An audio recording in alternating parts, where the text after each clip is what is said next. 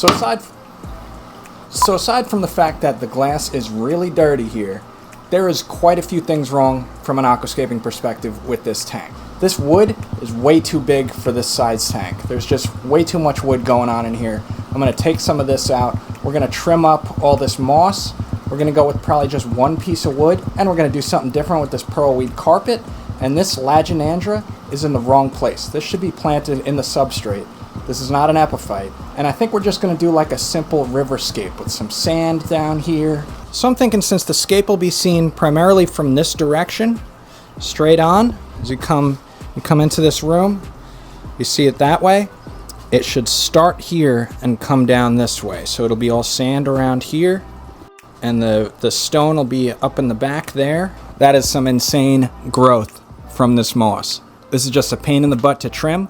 I think it'll be easier if we remove all that water sprite in the back, put it in some water, a little bucket, take some of the water out, and then we can trim the moss without all the plants stuck in it. And this time we'll have to keep the moss under control, because that is some insane growth from this moss. So the first thing I'm going to do is I'm going to trim all this moss, and then we're going to start getting all the plants out. We're going to take pearlweed out, put that in its own bucket. We already got our snail guys hanging out. They're just chilling in a little thing.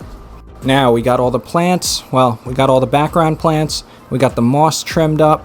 Now we got to get all this pearlweed out. We're going to save that for a nice little trick. We're going to put that in its own little bucket along with the anubias, and then we can get the whole scape out. Now we're going to get the rest of these plants out, get them in their own bucket with some water, and then we can take this entire scape out. Okay, we're almost there. Now we're going to pull all the hardscape out, and if anything, I'm going to save this piece that has moss all over it, this one piece. But this is 1, 2, 3, 4. This is at least 4 different pieces of wood in this tank right now. So we're going to take the whole scape apart. We're going to save the piece that has the moss on it, and I think we're not going to use anything else.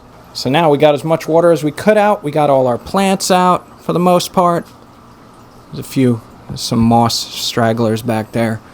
But now, like I was saying before, it's going to be seen basically from this angle.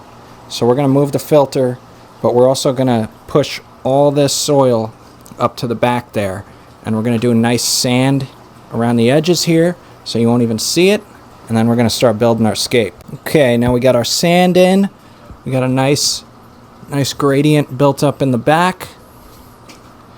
Now we're going to cap a little more sand around it to make it blend in nice. But we got, see, all our aqua soil is hidden. We got a few little bits here and there, but nothing too bad. I'm going to do some sand like right over here to make it blend in much nicer. And then we can start doing our scape. So I think we're going to do something like this, where we'll have it kind of laying down. We're going to put some stones under here to kind of lift it up. We're going to use these stones right here, some nice river stones. It just looks a lot more in proportion. You know, just one piece of wood now is looking a lot better proportion-wise than all those other ones. So I think this is the scape we're going to go with now. We got a nice pile of river stones, a few different colors, make it pop a little more. And now we're going to take this and we're just going to sprinkle it all around to give it a little more of a natural look, so there's not just a bunch of random stones laying around. And now for the finishing touches, all that pearlweed is going to be coming out from in between these rocks, maybe like splaying out a little bit out here. We'll see how it looks. Maybe I'll hate it. Maybe I'll hate it and I'll take it out. I don't know, but I'm going to give it a try and see what it looks like. Hold on. I'm going to add the world's biggest bladder snail back in. Wilson. We're going to add Wilson back into the tank. Come on. Come on out. He doesn't want to come out. There you go. And he's in. He likes to float around upside down. He's actually not upside down. Hopefully he's still alive. Yeah, he's fine.